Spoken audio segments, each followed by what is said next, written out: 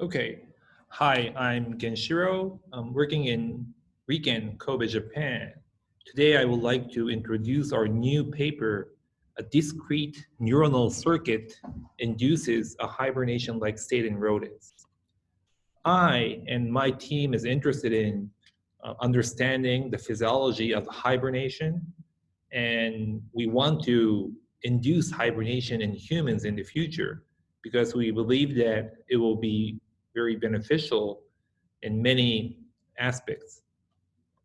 So when an animal feels hungry, they of course can eat, or some species in the mammals, they can enter a condition called torpor. So what is torpor? Torpor is a physiological state of reduced metabolic rate and body temperature. Metabolic rate means how much oxygen the animal is using and how much fuel, energy they are consuming. So when they have a lower metabolic rate, their body temperature also drops. So there are two types of torpor. One is the famous long version of torpor, hibernation. So the animals enter hibernation for the total whole winter, and they stay hypometabolic for months. Now, the other type of torpor is called daily torpor. And as you can see here, they usually enter torpor for hours. It's a short version of torpor, but instead they can enter this condition every day. So there are two types of torpor, hibernation and daily torpor. When I started my study about these active hypometabolism stuff 5 years ago, I started to think about using mice as my subject because they're easy to get, and it's a very famous, popular model mammal in science. And the problem was there were already several papers stating that you can induce fasting-induced torpor or FIT in mice by using a certain protocol.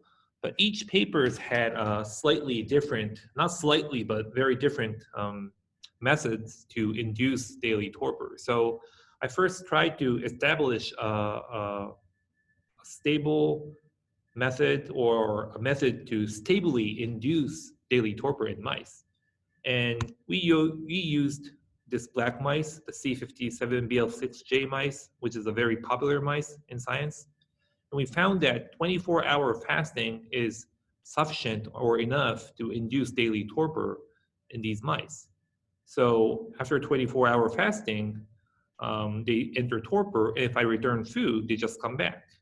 So this is the actual trace of the body temperature and oxygen consumption rate. The body temperature are in black, and the oxygen consumption rate are in blue. You can see that after 24 hours or after nearly 14 hours, they start to enter torpor. And in this case, the mice has 24 degrees at the minimum, right? And after I return the food, it comes back. So when we established this system, the next thing we did was to describe the heat production system during daily torpor in mice. Every mammal has their own heat production system, and the system can be described in at least in two parameters. One is the temperature set point, how much temperature you want, right?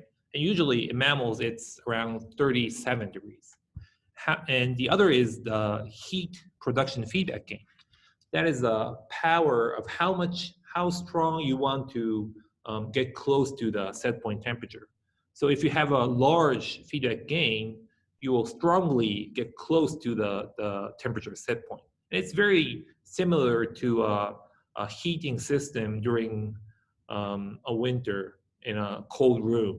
So you set a set point temperature in a certain amount, certain range, and you turn on the heater. and the heater has a power, right? So if you have enough power, which is heat production feedback gain, you will eventually reach to the set point. But if you have for example, a very large room with a not powerful heater, you won't be able to reach the set point temperature because you don't have enough power. And that is exactly what is going on in daily torpor in mice. So hibernators, they have both lowered heat production feedback gain and the set point temperature. So they have both of them lowered. So that's why they have super low body temperature and oxygen consumption rate. On the other hand, daily torpor in mice, they do have a lowered heat production feedback gain, but they don't have a lower set point. So that's why they don't have a lowered set point, lowered body temperature and oxygen consumption rate as hibernators. And the thing is, probably they are feeling cold because they want to be at 37 degrees, but they can't because they have lower heat production feedback gain. So when we found this, we had a small concern that we were, trying to use mouse daily torpor as a model system to learn about active hypometabolism. But it's very different from hibernators because they don't have a lowered set point temperature. But we think that we solved that issue in the study, which I'm going to introduce now. So it starts from a finding of a state called QIH, QRFB neuron induced hypometabolism by my collaborators, Sakurai and Toru Takahashi in Tsukuba University. They were studying about the QRFB neurons because they already knew that shooting this small peptide QRFB into mice can induce their activity. They move around a lot, or it can induce the appetite. So they eat a lot if you induce QRFB into mice. And they try to stimulate the QRFB positive neurons in the mouse brain. But what they found was totally the opposite what they were expecting. They were expecting, of course, the QRFB positive neuron stimulated mice would probably move around and eat a lot. But the thing was, what happened was those mice stayed very still. And also they had a very lowered body temperature. And look at this chart. This is showing the lowered body temperature of these QRFB positive neuron stimulated mice. And this lowered body temperature lasted for hours. So Takeshi called me and we had a discussion, and I asked him that I could record the metabolism of these mice because I was very much interested in how low their metabolism would be. And I wanted to know how they are maintaining such a low body temperature along with evaluating the metabolism. So Toru also did several experiments to know which part of the brain is most important to induce this QRFB positive hypometabolism, because QRFB positive neurons exist in many parts in the brain. And he found a certain place in the hypothalamus. If you stimulate those neurons, you could see a very low body temperature phenotype.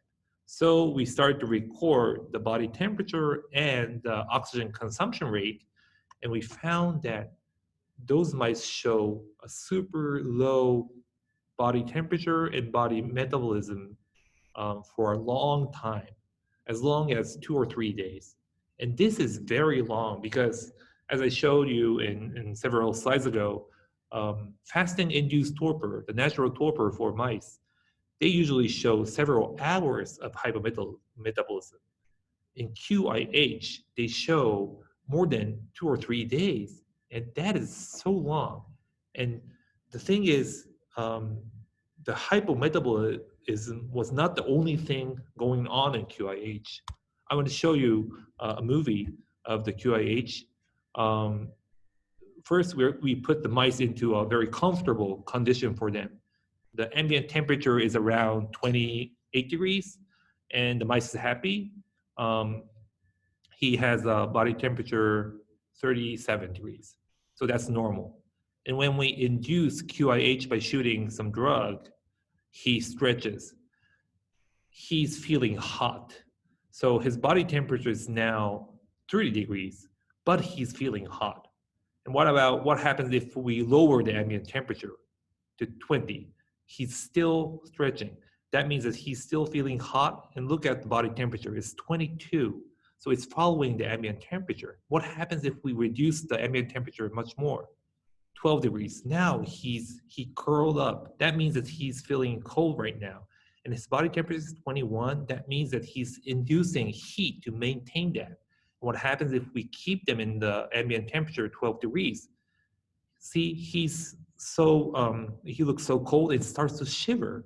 So he's trying to keep the minimal body temperature around 22 degrees. And if we return them to 28 degrees of ambient temperature, he starts to stretch again. So that means that during QIH, the animal is trying to maintain their body temperature and metabolism in a certain range. And that certain range is the set point, and it is clearly lowered. So we measured the amount of how much the set point temperature was reduced, and we learned that it was nearly 10 degrees drop. And we believe that this is the first case to show to lower the body temperature set point in non-hibernators.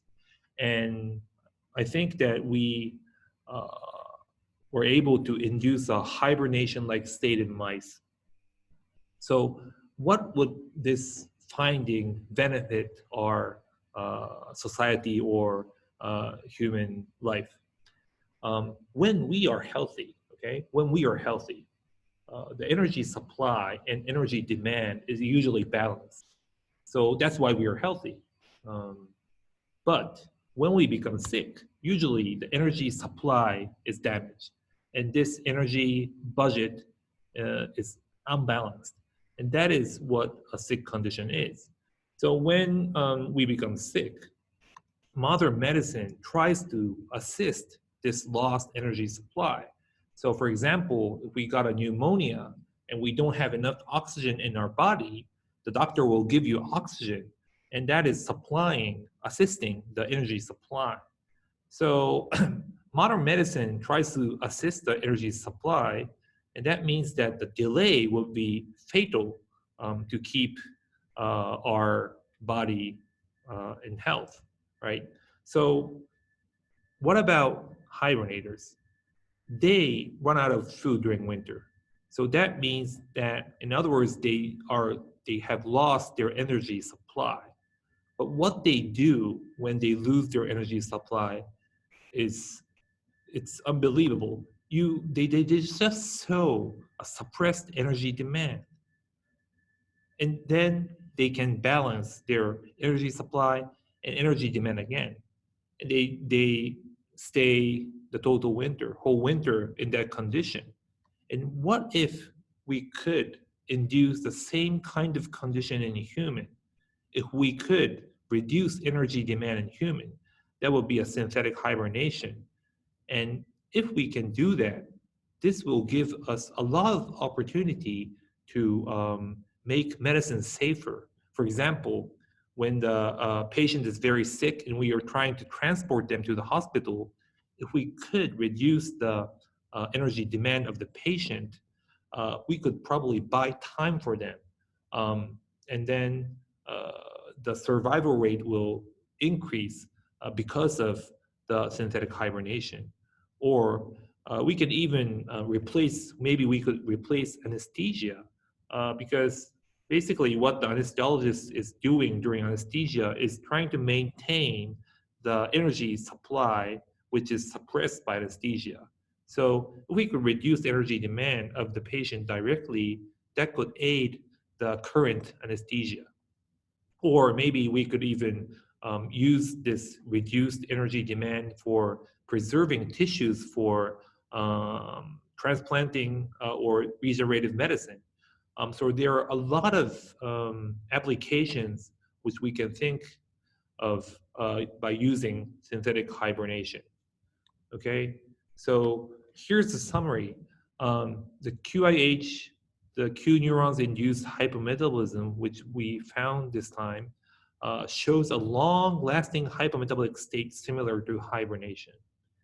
And although levels of oxygen consumption are kept very low, the ability to regulate metabolism still remains. And I believe that our finding will boost the research and development of synthetic hibernation in humans. And I hope someday we could induce hibernation in humans. And this study was not able without these people. First of all, I want to thank Toru Takahashi. This guy is Takahashi-kun, Toru Takahashi. He is the first person to find that QIH is showing a low body temperature. And he also did every virus injection in this study. And his boss, Takeshi Sakurai, without his support, this project will be never completed. And I also want to thank Kiyomi Ishikawa. She's Kiyomi Ishikawa. She's our technical staff, our team's technical staff, and she did every recording of oxygen consumption rate in this study. And I really want to thank you all. Thank you very much.